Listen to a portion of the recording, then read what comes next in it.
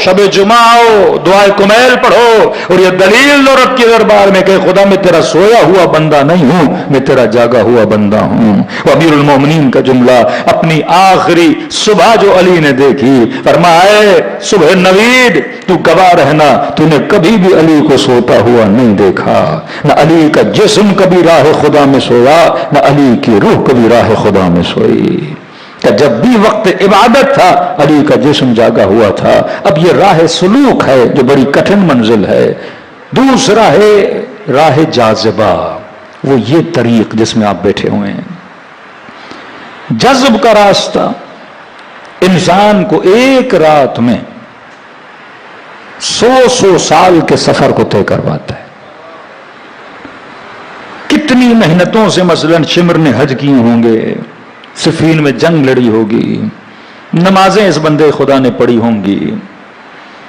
کربلا میں آیا ابن سعد. ہمارے ہاں لوگ جب نام سنتے ہیں ابن سعد کا تو ذہنوں میں آتا ہے کوئی بہت بڑا بدماش ہوگا, کوئی لوفر ہوگا. یہ اپنے معاشرے کے معزز لوگ تھے کہ لوگوں سے پوچھو کوئی متقی ملا ہے, کہتے تھے ہاں ابن سعد کے پاس جاؤ, صاحب تقویٰ ہے, صاحب نماز ہے, حدیثیں بتانے والا. یہ اشخاص امیر المؤمنین امام حسین کے مقابلے میں کھڑے ہیں. زبیر کون ہے؟ سیدہ نے جب وصیت کی کہ علی جیسا تابوت حبشہ میں بنایا جاتا ہے ویسا تابوت میرے لیے بنایا جائے, اور کہا ابن عم علی اگر مصروفیت زیادہ ہو تو میں زبیر کو کہوں کہ میرے لیے تابوت کا بندوبست کریں.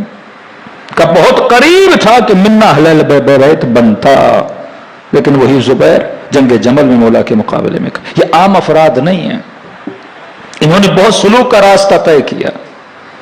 حسن بصری کہ منبروں سے آپ سنتے ہیں اہل سنت کے علماء ان کے قصیدے آج بھی پڑھتے ہیں.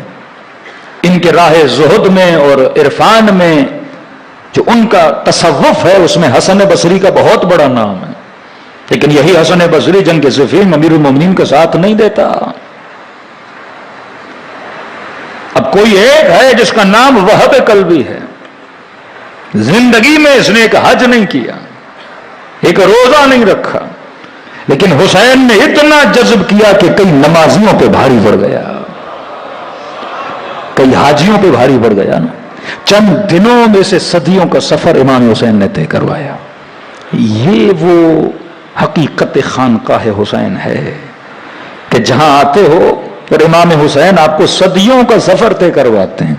اب آپ کہیں گے کہ مولانا کوئی قرآنی دلیل تو دیں کہ یہ بھی ممکن ہے کہ انسان ایک رات میں اتنے سالوں کی عبادت کا ثواب بھی کما دے اور اتنا آگے چلا جائے. تو میرے 5 امام فرماتے ہیں ہم شیعوں کو یہ سورہ یاد رکھنا چاہیے اور کثرت سے سورت کو قرآن میں پڑھنا چاہیے اور اپنے بچوں کو ترغیب میں سورت کو پڑھیں. اور فرمایا جب ہمارے دشمن تمہارے ساتھ خلاف میں بات کریں کہ ہر زمانے میں معصوم نہیں ہو سکتا, فرمایا اس سورت کے ذریعے سے مناظرہ کیا کرو. اور اس سورت کا دوسرا نام سورہ ولایت ہے کہ مولا کون سی سورہ؟ فرمایا انا انزلناہ فی لیلۃ القدر, لیلۃ القدر خیر من الف شہر, کہ ایک رات کو خدا نے 1000 مہینوں پہ افضلیت دی.